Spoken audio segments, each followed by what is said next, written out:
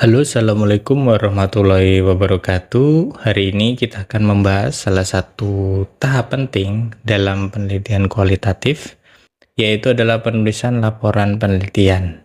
Nah, kan banyak kan mahasiswa ini merasa bahwa dia itu menulis laporan itu suatu pekerjaan yang memang sulit. Padahal sebenarnya kalau kita sudah paham alurnya, prosesnya ini mestinya akan lebih mudah.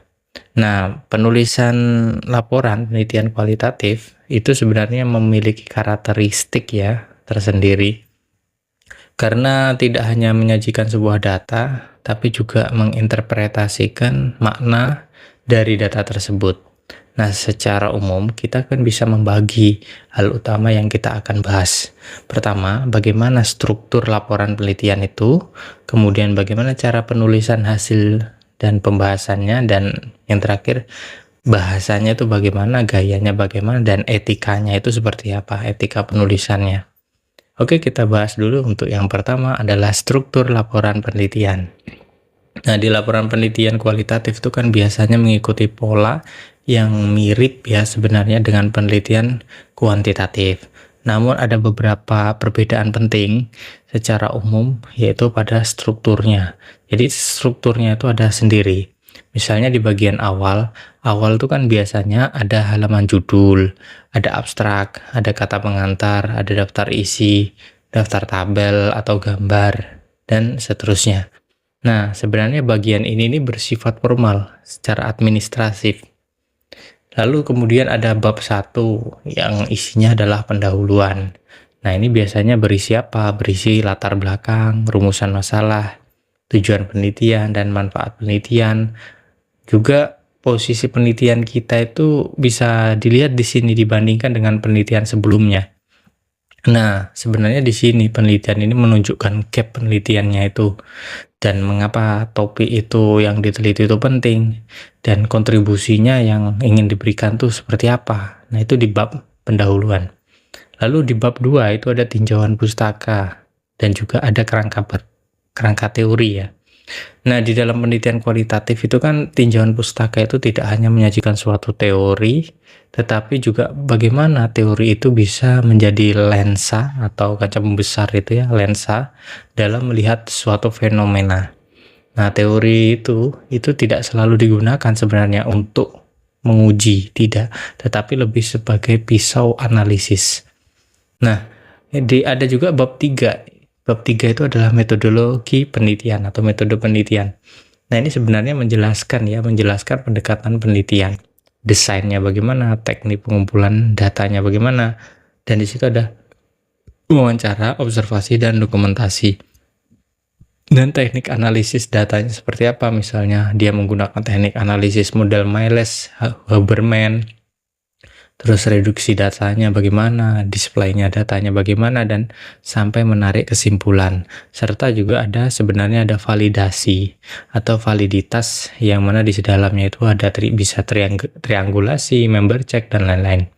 Lalu ada bab 4, yaitu hasil dan pembahasan. Nah, bagian ini sebenarnya bagian inti dari suatu laporan penelitian kualitatif. Nah, sebenarnya di sini ya, data mentah itu sebenarnya diolah menjadi sebuah temuan yang mempunyai makna tentunya, dan nantinya kita akan bahas lebih detail di situ pembahasannya. Lalu ada bab 5, isinya apa biasanya, yaitu adalah kesimpulan dan saran.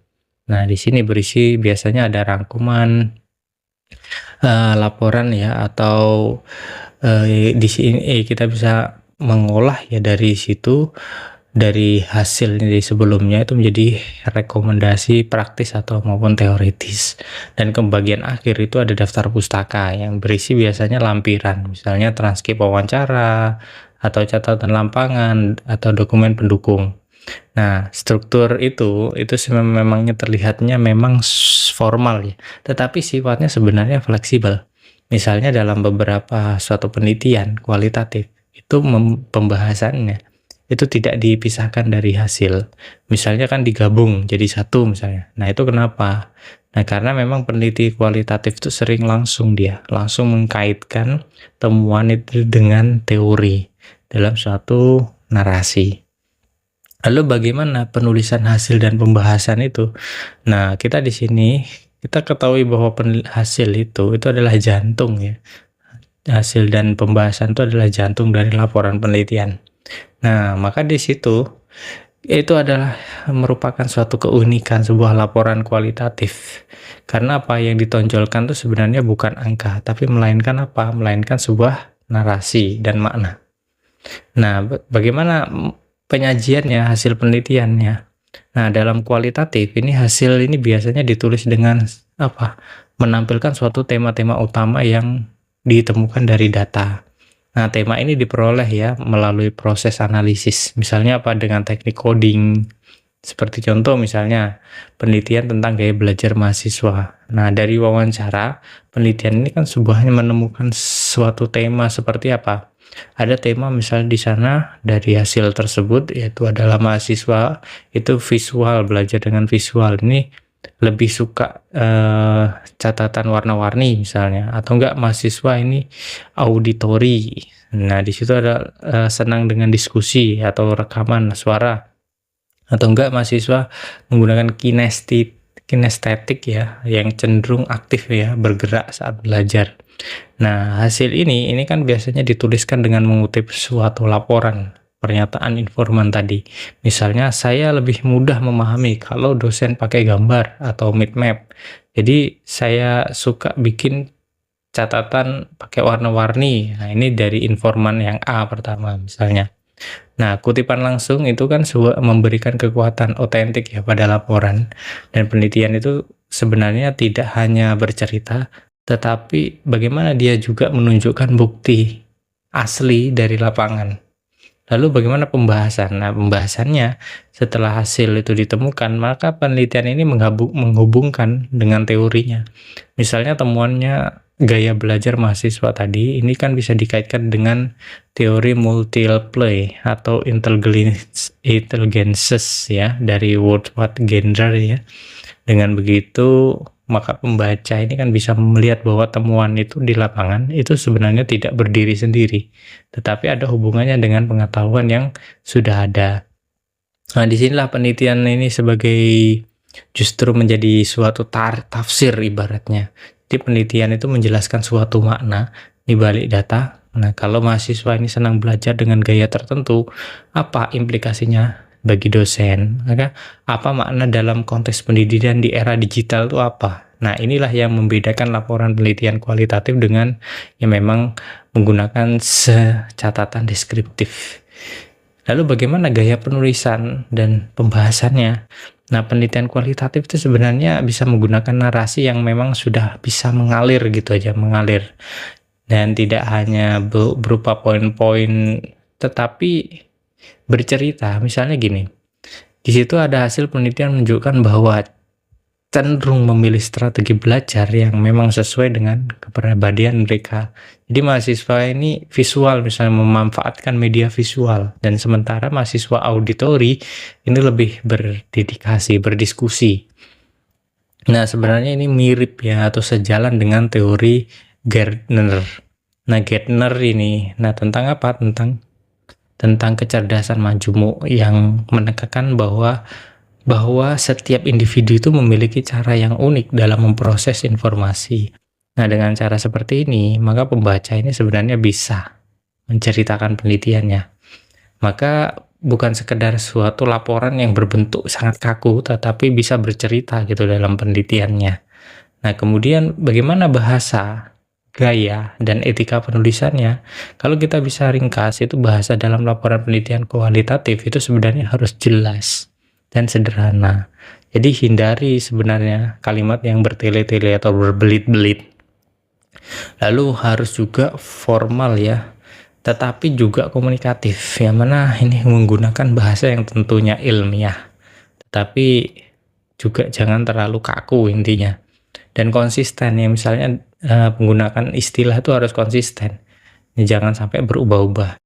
Nah, juga gaya penulisannya itu bagaimana? Nah, ada beberapa ciri khas sebenarnya dalam penulisan kualitatif, yaitu menggunakan narasi deskriptif analisis, yang mana dia menggambarkan suatu fenomena sekaligus dan menganalisisnya.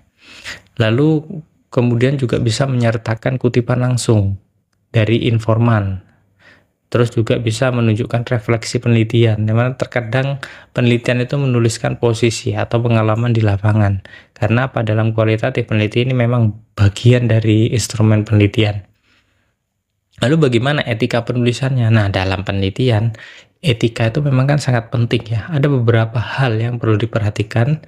Salah satunya adalah anonimitas ya. Anonimitas ini atau kita bisa katakan kerahasiaan informan, ini jangan sampai sebenarnya identitas informan ini bocor. Biasanya nama ini harus disamarkan, misalnya informan A, informan B, informan C, dan juga ada etika juga kejujuran akademik. Nah, ini sebenarnya tidak boleh memanipulasi data, tidak boleh mengada-ngada, dan juga menghargai sumber, yang mana sumber teori itu harus dihargai. Terus buku juga, artikel yang digunakan harus dicantumkan di daftar pustaka, jangan tidak dicantumkan, itu namanya tidak menghargai sumber. Terus hindari plagiat atau plagiarisme, karena itu juga termasuk tidak menghargai sumber juga. Lalu ada juga sensitivitas budaya dan sosial, yang mana penelitian ini harus dengan penuh rasa hormat ya, tidak merendahkan suatu kelompok, apalagi juga menggunakan bahasa yang mendiskriminatif. Nah, itu sebenarnya etikanya. Lalu intinya dari pembahasan kita dari awal hingga akhir, jadi penulisan laporan penelitian kualitatif itu sebenarnya bukan suatu formalitas, melainkan suatu seni menyusun narasi ilmiah. Nah, di dalamnya kita tidak hanya menyajikan data, tetapi kita juga menghidupkan cerita penelitian. Jadi kita bisa mengaitkan dengan teori, serta kita menjaga etika akademik. Jadi kalau ibaratkan laporan kualitatif itu seperti novel ilmiah. Ada alur cerita, ada tokoh informan, atau ada juga konflik atau masalah, dan resolusi atau temuan atau kesimpulan. Jadi bedanya novel ilmiah ini novel ilmiah ini sebenarnya harus jujur dan berdasarkan fakta, dan harus dapat dipertanggungjawabkan. Jadi kuncinya itu adalah dia itu menyusunnya itu harus struktur yang dengan rapi, dan juga menulis hasil dan pembahasan itu dengan narasi yang memang harus mengalir, dan menjaga bahasa itu juga etika ya, gaya dan etika laporan yang memang harus berkualitas. Nah, kan kita harus menguasai 3 aspek ini, yang mana laporan penelitian kualitatif ini akan terasa lebih mudah ditulis dan tentu saja lebih bermakna untuk pembacanya. Oke, kita bisa lanjut video berikutnya. Assalamualaikum warahmatullahi wabarakatuh.